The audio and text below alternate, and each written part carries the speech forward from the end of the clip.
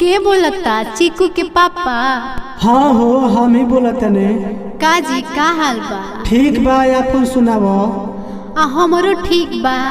होली में आवत तनी नु घरे? ना हो, हमरा तो छुट्टिए नहीं के मिलत, तो वीडियो कॉल ही होली खेले के पड़ी। हाँ बाग जी, रोवा हर साल कहीं नहीं होली में घरे आम, होली में आम। और की बारी अगर ना आम तो जाने।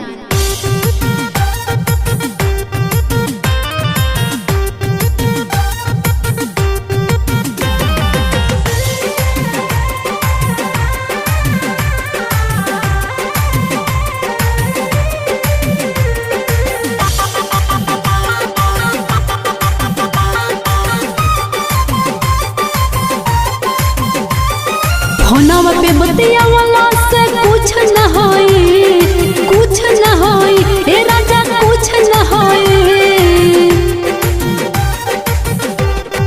हाँ, फोनवा पे बतिया वाला से कुछ न होई, वीडियो कॉल कोइला से कुछ न होई। हे राजा, हे राजा, हे राजा वही बना तो होली में मन खुश न होई। हे राजा वही बना तो होली में मन खुश न होई। खुश न होई हो मन खुश न होई, खुश न होई हो मन खुश न होई। हे राजा वही बना तो होली में मन खुश न होई। हे राजा वही बना तो होली में मन खुश न होई।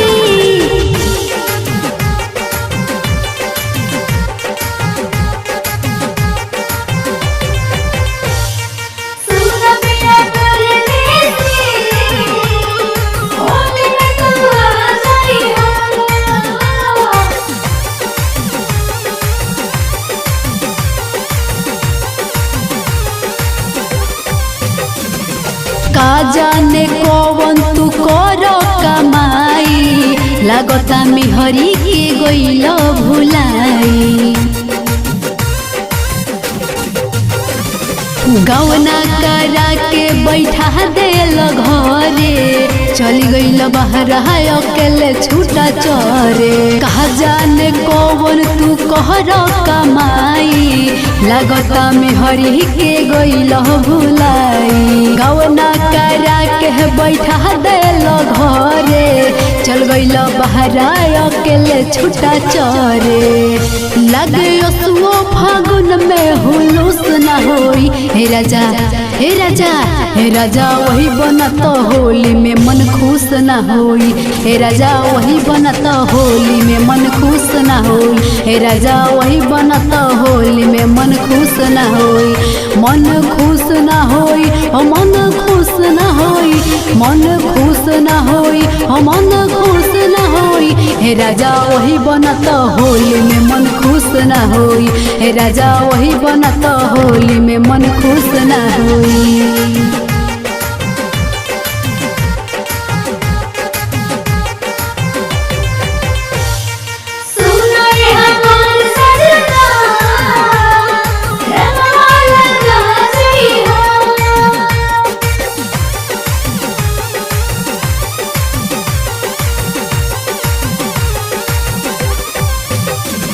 सन सन बोहे पवन पुरवाई, फगुआ में लेता जवानी अंगड़ाई।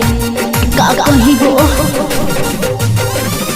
शिवजी भंगेड़ी पिचकारी लेके आई, विशाल पर जहा तो गर्दा उड़ाई। सन सन बोहे पवन पुरवाई, फगुआ में लेता जवानी अंगड़ाई। शिवजी भंगेड़ी पिचकारी लेके आई, निशानी रहल तो गर्दा उड़ाई। जबले हाथ से जोबन हमर खुश न होई। हे राजा, हे राजा, हे राजा वही बना तो होली में मन खुश न होई। हे राजा वही बना तो होली में मन खुश न होई।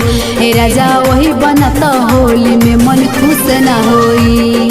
खुश न होई हो मन खुश न होई, खुश न होई हो मन खुश न होई। हे राजा वही बना तो होली में मन खुश न होई।